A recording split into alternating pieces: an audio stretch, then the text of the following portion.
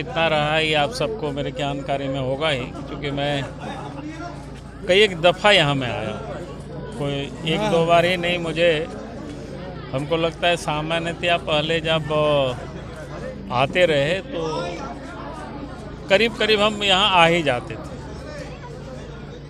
लेकिन जब इनका देहांत हुआ वो भी कोरोना के काल में, तो बहुत अधिक घूमना फिरना नहीं था कि हम भी थोड़ा सा व्यस्त हो गए थे। सूचना मिली लेकिन आ नहीं पाए। अखिलेश जी से बात हुई और फिर पार्टी के भी जो हमारे जैसे जोगेश्वर महतो जी, उन्होंने भी काफ़ी आग्रह किया था, लेकिन हम बाहर थे उस वक्त। तो इस बार जब हम बोकारो के दौरे में आए थे तो हमने बना रखे थे कि कम से कम परिवार के लोगों से मिले, उनके बच्चों से मिल लें, क्योंकि जिस परिवार से इतना घनिष्ठ संबंध रहा है जिस व्यक्ति के साथ, आज वो हम सब लोगों के बीच में नहीं है,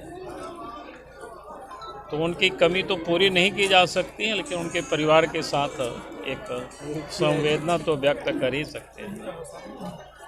और ऐसा संबंध रहा है, हम समझते हैं कि उनके बच्चे हैं, भाई हैं। दिल्ली में निर्भया कांड को लेकर के लोग प्रदर्शन कर रहे थे, उस तरह से रांची में भी जो सिरकटी लाश मिली थी उसके बाद जो है लोग जो है कि प्रदर्शन को उतरे थे रोड पे। तो सुनने में सर आ रहा है कि उन लोगों पर कार्रवाई की मांग की जा रही है, लोग उस पर कार्रवाई करेंगे, तो क्या कहेंगे इसके लिए सर?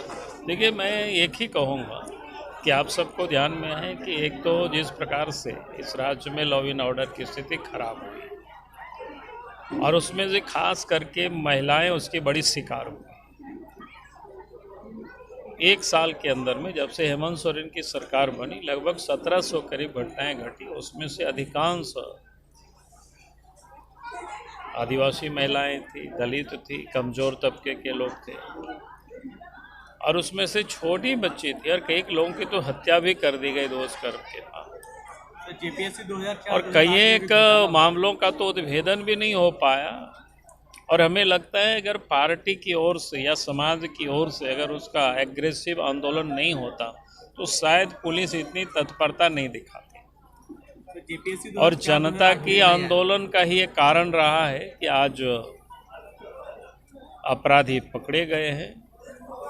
और मैंने देखा है पुलिस कप्तान का जो जिन लोगों ने जो टेक किया है, ट्वीट किया है, तो उन लोगों के ऊपर नोटिस दी जाएगी। तो मुझे देख करके बड़ी हंसी भी आई और आश्चर्य हुआ कि कैसे ऐसी बात हो बोल सकते हैं। अगर आज इस राज्य में जनता उद्वेलित है तो इसलिए जो लगातार ये घटनाएं घट रही हैं, 1, 2, 3 नहीं बल्कि लगभग 1700 के करीब में घटनाएं घटी हैं। और कई जगहों की घटना की तो हम सब लोगों के पास ऐसी जानकारी है कि पुलिस निष्क्रिय रही, बल्कि हम लोगों ने आवाज़ उठाई तब फिर पुलिस थोड़ी बहुत सक्रिय हुई। तो लगता नहीं है कि राज्य में जो बैठी हुई सरकार है वो जनता की आवाज़ सुनना चाहते हैं। तो थोड़ी देर पहले आपने इल्ज़ाम लगाया है ऑर्गेनाइज्ड क्राइम को लेकर के, लोहा चोरी, कोयला चोरी को लेकर के आपने बात किया है अभी, तो आपको लगता है कि नहीं, मैं कोई गलत मैं थोड़े बोला हूँ। आए दिन अखबारों में आ रहा है, आए दिन सब कुछ दिखता है, कैसे गाड़ी को पासिंग किया कराया जाता है, वो किसी से छुपा हुआ थोड़ो है। जिस दिन लोग कहेगा ये सब, तो आपने देखा होगा कि सब सोशल मीडिया में भी ट्रकें कैसे पार कराया जाता है, नोट के में कैसे नंबर दे करके दिखाया जाता है, और वो लोग साफ बोलते हैं कहाँ कहाँ कितने पैसे दे करके लोग पार करते हैं। तो कोई बड़ी बात थोड़ी है कि तो रोज लोग देख रहे हैं। सर, एक सवाल जेपीएससी को लेकर के है कि 2004-2008 में जो एग्जाम हुआ था उसमें कई रसूखदार लोग थे जिन्होंने अपने परिजनों को नौकरी दिलवाई है। अब जा करके फाइनल रिपोर्ट आया है सीबीआई का। देखिए, मैंने कोई रिपोर्ट देखा नहीं है। जो जांच कर रही है उसको जांच करने देना चाहिए। मुझे लगता है कि जो कुछ भी जांचें होगी कुछ तो सही होगी उस पर।